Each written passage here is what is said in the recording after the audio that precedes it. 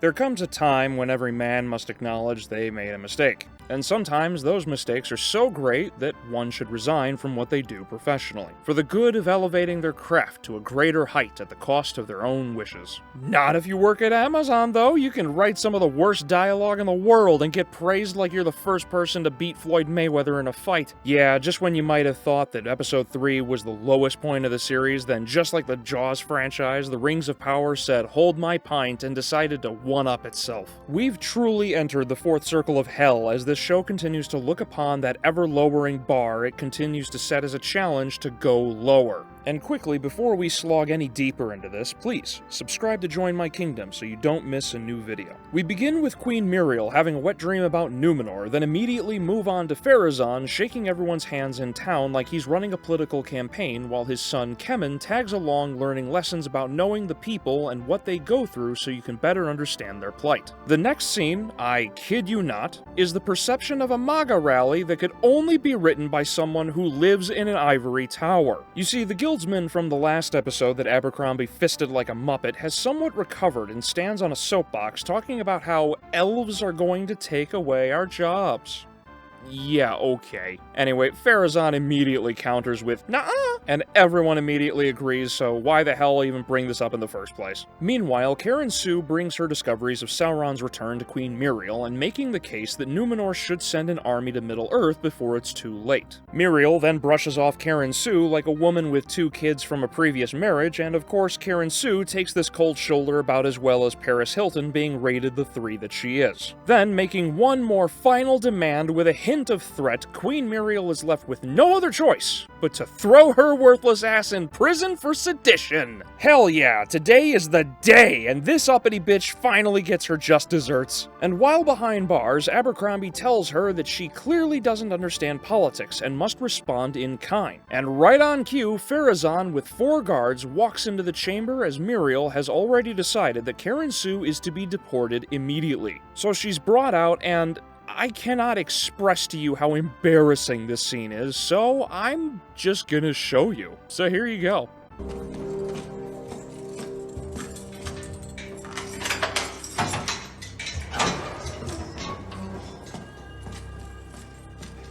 Step forward.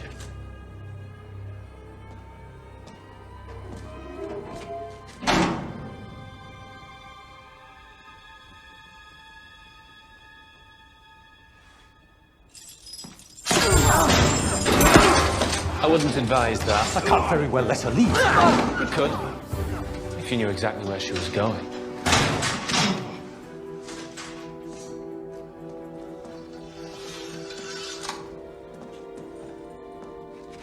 Damn it, Karen Sue, today is ruined! So yeah, Karen Sue, off-screen, manages to walk 4 guards into her prison cell like a schoolteacher corrals children, then ninjas her way up the sheer vertical tower of Numenor's palace to talk to the king directly. Lo and behold, he's stricken with the coof, and has been quarantined while Muriel has been running the island continent. After Muriel reveals this information and shows Karen Sue her wet dreams, she reaffirms her position that Numenor will not come to her aid. The next morning, there is a big farewell to send Karen Sue back over the border where she belongs, and the CGI petals of the white tree begin to fall, telling Muriel that she should have a change of heart and she will now thus lead the army across Middle-earth herself. Back in the Southlands, Baby Mama has led the people of Tir-Harad to the Elven Watchtower, and after what feels like 5 minutes, they're all out of food. So, Baby Mama's son, Theo, volunteers to return home in search of food with his friend, and when they arrive, it looks like someone set Middle-earth to the Walking Dead setting. Homes are ransacked and cattle looks like Michael Moore got a hold of them. Inside of one of the houses, Theo finds a sack of grain, while outside his friend abandons him like finding out his prom date is pregnant. A search party of orcs have come out of hiding, and one of them attacks Theo, who uses the ebony blade and manages to escape by hiding in the well until almost morning. After getting out of the well and sneaking around the town with all the subtlety of a brontosaurus trying to hide behind a telephone pole, he is jumped by the orc from earlier. And just as this orc is about to 14-year late-term abort Theo, he is saved by the Fresh Prince of Noldor, who was let free by j.r.r. and is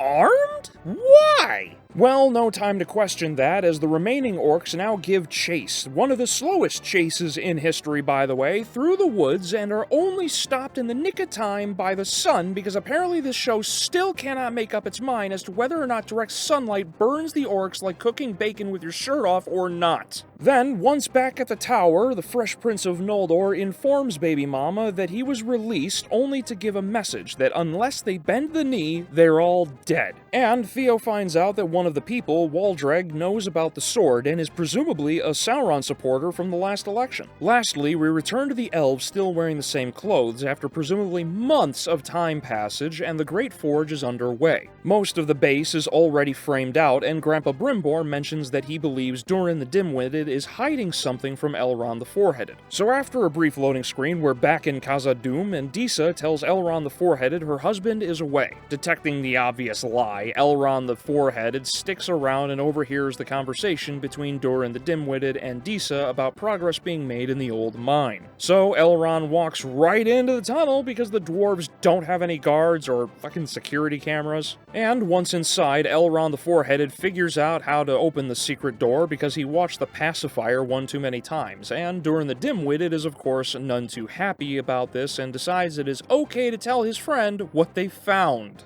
Alright, the new discovery is a metal that I called from a mile away. Mithril. This reveal for the plebs in the audience is cut short as the mine caves in and Durin the Dim-Witted runs to save those trapped while Elrond the Four-Headed fucking abandons him to inform Disa off-screen. Disa then holds a funeral for those lost in the mine. Then Durin the Dim-Witted pops up and says, "Everyone's okay!" Again, why the fuck is conflict so forced and hastily resolved? Anyway, Elrond the Four-Headed, an abandoner of friends, goes home, and Durin's dad, Durin, tells Durin that Durin doesn't trust Elrond the Four-Headed, presumably because he left his son Durin to die, and that he should keep an eye on him. So we'll see how all that pans out. I find it tiresome and somewhat difficult not to retread the same old ground when covering this show episode to episode because everything I've mentioned before repeats like going through a weekly college hazing ritual. However, this show is also the gift that keeps on giving because the Rings of Power has decided to dive headfirst into the shallow end with political allegory. It isn't like the writers were trying to be subtle in the first place, but right now the show is even more disrespectful than Jackson's Hobbit trilogy, and they have no qualms about dragging their nuts across Tolkien's casket as long as they get to keep their jobs. Tolkien hated allegory like I generally hate theme, and to force political allegory into a story that was apolitical in the first place is like forcing your religion onto others. This was something Jackson tried to dodge in Lord of the Rings like Michigan avoids its water pipes. But if they keep doing this, then I'll just have to keep pushing back. Although I'll do it in this way. The moment presented makes absolutely no fucking sense. Karen Sue is one elf who doesn't want to be here, has no intention of staying, and is only there through special circumstances. And Abercrombie must have knocked a few screws loose for this moron to jump to the conclusion that one elf means Numenor is going to fundamentally change forever. Just a thought, this scene would have made more sense if they wrote it in a way that numerous elves were on Numenor,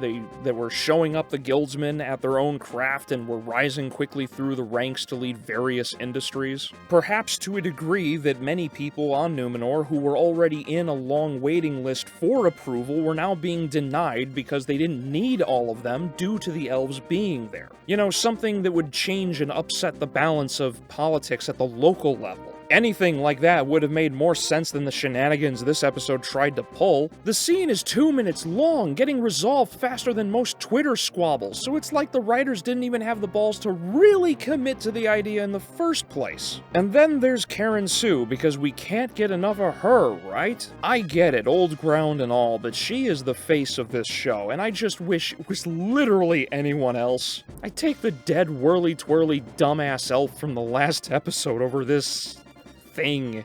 This show has done this poor actress so dirty, and I know performances are often based on the direction given, but even with bad directors, a good actor or actress can still spin gold like literally anything Tim Curry has touched. However, Morfydd Clark is the kind of actress that if a fire broke out, she would probably throw the extinguisher out the fucking window. I don't know what the acting direction to ratio is here, but she is so stilted she should be holding up clowns at a circus. Really, it's most people in this show, like the brief standoff between Karen Sue and Muriel. Both of them stand there with their mouths puckered, arms tucked in, and eyes really crazy, like they're trying to psychically set you on fire because you made the mistake of correcting them. So few of the actors and actresses in this show are actually trying, and it shows when characters that most of the corporate media defend, like the Fresh Prince of Noldor and Disa, consistently give the best performances, while on the other hand, literally almost everyone else sucks. This also disproves the corporate narrative that people who criticize this show are every phobic-ist and ism they can make up. When people are sharing clips of this show, like Karen Sue somehow managing to imprison 4 guards off-screen, it isn't because we're sexist. It's because the scene itself is shit. Just like the collapse of the mine and the juxtaposition of the sort of funeral scene immediately after. Many questions are raised when you ponder this setup as well. Disa is singing to the mountain, hoping for it to release the breath of the miners who are buried, which makes us assume they're all dead. And presumably, Durin the Dimwit is injured, at the very least. So when he shows up in the doorway like a long-lost father who finally caught that gallon of milk, you're just baffled when he says that all the dwarves are safe and sound. For the millionth time, why do these writers keep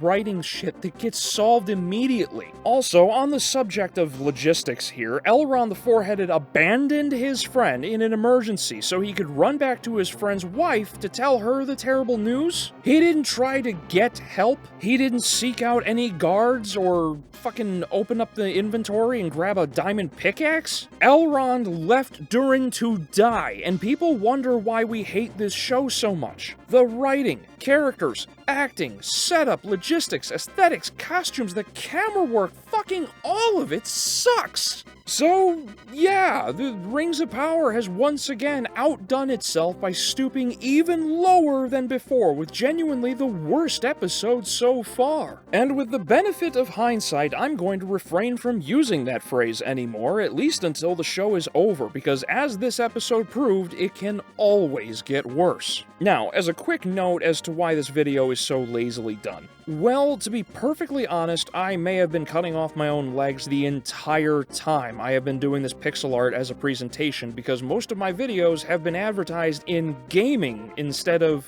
film discussion. And this was only discovered because of the recent success of these Rings of Power videos and their proportionate, to me, successful releases. Which of course is thanks to you. Otherwise, I'd have continued to be in the dark with stats so low that YouTube literally wasn't giving me any information on where and to whom my videos were being shown to. So this is how it's gonna be for a while, to say the least, at least until I can confirm otherwise. This isn't going to stop me from doing this, of course, and it lightens my workload by an extreme amount, so I'll be able to do more of what I've wanted to do with more in-depth and longer form content, so stay tuned for more to come. Maybe I can finally get that Prey video out. And as always, thank you for watching, and I'll see you in the next video.